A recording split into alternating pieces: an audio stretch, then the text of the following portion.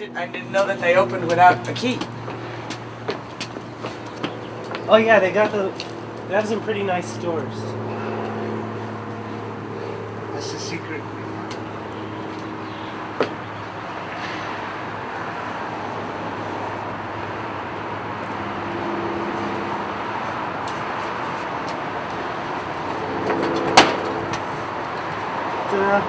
Oh look, someone left their paper.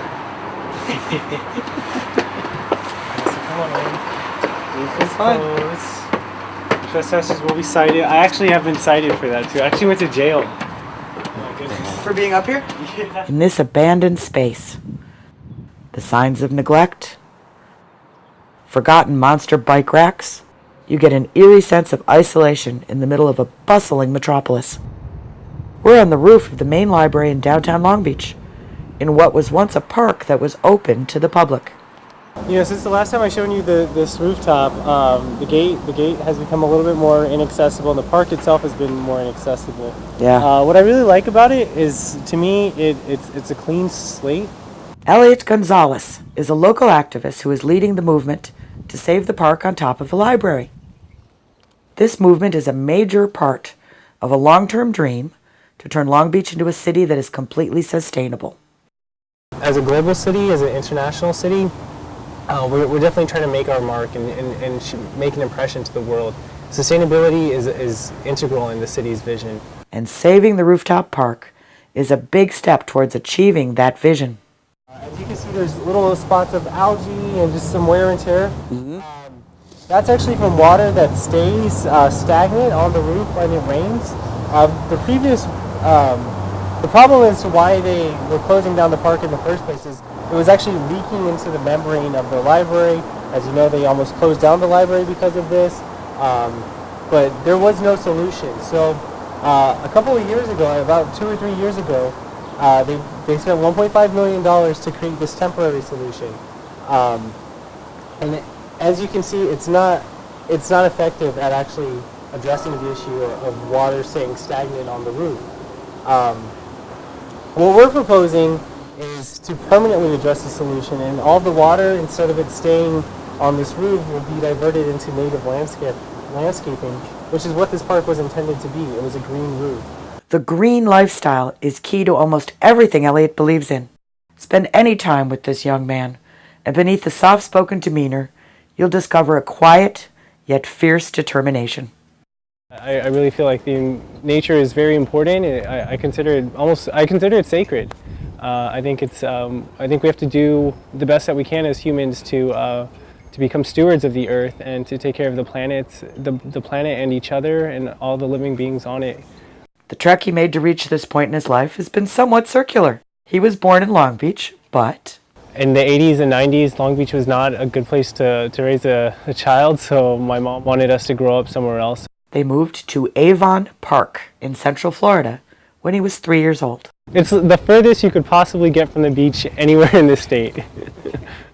While the move was for the family's benefit, as far as Elliot was concerned, it was not the paradise his mother thought it would be. Culturally, I really didn't feel like I fit in anywhere. Where I grew up, it was very much what you think of the South, and things are just very black and white. Having abstract ideas or different viewpoints, in regards of environment or just other philosophical views, I really didn't feel like I fit in very much, which is why I ended up moving back to California, and I love it. After a year in Harbor City, he moved to Long Beach, and that's when the idea of a truly green lifestyle began to take root. I think it's when I found a community. When I moved to Long Beach, I found just 1 or 2 people who were also interested in the same sort of thing, or at least expressed the same sort of interest in wanting to change things. And once I found that sense of community, I felt like I wasn't alone anymore. Ironically, one of his earliest inspirations came about when he got a job at Starbucks. I would say one of my major influences actually is a mega corporation. I was just so amazed that a corporation, which I had this stigma about all corporations or anything that's on Wall Street, had the same values that I had. It used words like community, something I wasn't really even that familiar with, environmental appreciation, treating each coworker as an equal and calling each other partner, working together as a team for a common cause. And I just really loved it. So it was one of my major influences, because I think I started out somewhat angry at the system that we live in, because it creates so many problems. And here I was proposed a solution, or something that is also interested in finding a solution. Elliot is clearly one who walks the walk. He works at Cress Market, a Pine Avenue mom-and-pop organic store that supports community events and features art by local artists. He supports and participates in events like the recent Green Prix of Long Beach, a sort of environmental alternative to the Long Beach Grand Prix. He's also the founder of Green Long Beach, which is partnered with the nonprofit Catalyst community. And he sits on the Sustainability Commission for the City of Long Beach as their commissioner at large. For those who don't know, the city has a master plan that I fully support, and it's called the Sustainable City Action Plan.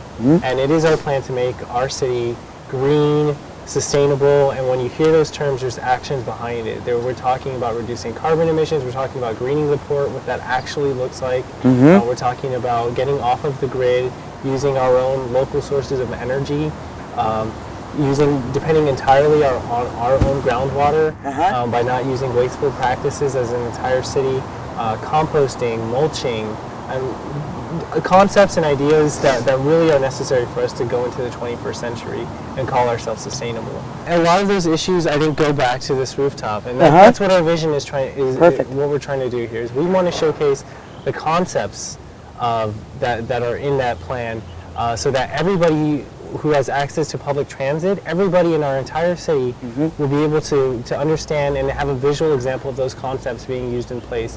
The seed of this impressive undertaking was first planted when Elliot worked across the street at the old Verizon building. I was working at the Verizon building, and every day on my break I would look outside of the window and be like, what is that thing on top of the library? It looks like a giant park.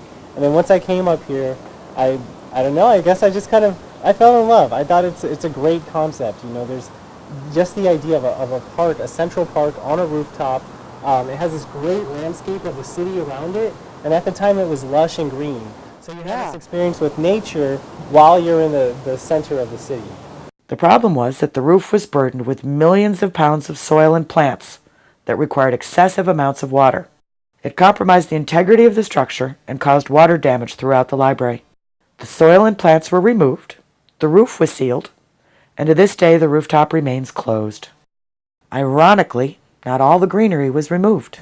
And then you can't help but notice on your tour that this is the library roof technically, so this is the part that they did redo and seal like crazy. Absolutely. But they left all the beautiful greenery on that half. Absolutely. Above the place where we pay our parking tickets, so to speak. How interesting that the powers that be get to look out on beautiful greenery.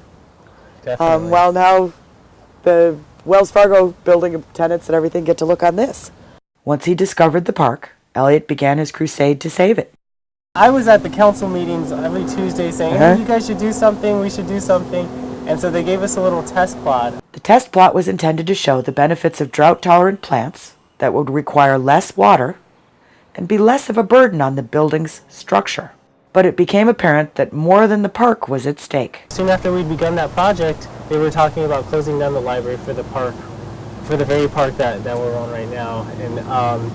And it just seemed rather ironic because it seemed like there hasn't been much attention or focus on the park, and it was sort of being used as an excuse to close down the library with no plan to build another one and no money to build another one. A few years ago, Elliot hosted an event called My City Hall. It was basically just a tour of the downstairs of what we call the Civic Center, which includes the City Hall, the main library, and Lincoln Park. And we wanted to talk about how these three areas are also very different, but they all make up one Civic Center, and how our Civic Center is looked at and treated by the people who live here, the residents, as well as people who come to visit our city, investors or people who are just visiting for any of the tourism, as well as the city employees who run the city itself, and what kind of statement that makes. At this event was a group of local architects with the firm Ultra Unit who wanted to help. Part of their plan is to reduce the overall weight on the roof by removing the planters and skylights. They saw what I see is that this rooftop park is quintessential to creating a more civic space. That's what this civic center was based around, and with it closed, you have 3 tied off separate entities, and it was actually the unifying entity. And so since then, they've actually worked and developed a proposal based on the concepts of making this a community center, a center for the arts, and a center that showcases sustainability. In spite of the great strides accomplished so far, a resolution is still a ways down the road. Elliot would be the first to admit it's not a goal he'll be able to accomplish alone. I would love to see a Sunday afternoon summer and music concert up here with a tour of, as you saw, the bicycle rack monsters and the children's events would be amazing up here. What would you like the public to do? Call your council member. In the same way that the library was saved because of public outcry, the second part of its salvation, which I think is this park, is also going to be civic involvement, which is the whole theme of the civic center, is being engaged with your government, being engaged with your public facilities like your park, with like your main library, and that's exactly what this park is. It's connected to all 3. For all these dreams, it always takes money. Absolutely.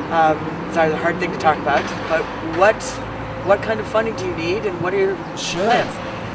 We actually have 4 methods to propose funding. One is very common, and that's writing grants, working with nonprofit organizations. There's also the possibility of creating just a small kiosk. So selling a cup of coffee or some light snacks, some cookies or something like that would provide a way to generate revenue on an ongoing basis. Hosting private events. Gorgeous. So this actually used to be the backdrop for Stargate SG-1. People used to get married here. So working with special events, this could once again be rented out for a private event, a wedding. And then the 4th source of funding, grants within the city. So cities are able to acquire grants differently than nonprofits. Yeah. How about private donations? Is there a place set up that if people are interested in leaving you $1 million in their will to help for the library fund, where would they send that? Currently, there's not one. Right now, we're in the process of just really getting the council members to approve of this project. Once it's been approved, if it gets approved, which is where we need civic involvement. Then we will definitely be able to have a nonprofit, so we can get wills and testaments. Just as Elliot believes this park can be a symbol of sustainability for the entire city, it also defines the young man struggling against the odds to save it. He's encountered innumerable obstacles and setbacks. He knows there will be more in the future. Yet in his quiet, humble way, he pushes forward with optimism, undeterred in his quest to make a difference. I am so filled with hope and joy. I am absolutely certain. One, because I do believe the scientists when they say that the planet is warming, when they say that the air is so toxic it causes diseases of various types, or that the soil and the food that we eat causes sickness, that we have to change. And in that responsibility of us having to change, I've gotten to meet and know so many people that are actively working towards it, and it really fills me with joy on a day-to-day level. Many people who have the similar interest in environmentalism are somewhat jaded, especially the people who've been in the struggle since the 1960s, since the 1970s, and I can understand that. But me personally, because I live in a multiracial community where we all respect each other, because I live in an era post-civil rights where people have fought very hard for us to live the way that we live now, I know that if I continue to fight for and advocate for the causes in regards of the environment, that there will be a future generation that has something to look back on. And I hope that we don't leave the next generation with a big old plastic island and a bunch of oil spills and say, here you go, kids. I really hope that, and I'm certain that what we're doing in our backyards and what we're doing as a community, even though it may seem small now, is going to be a big influence in a world that seems void of solutions.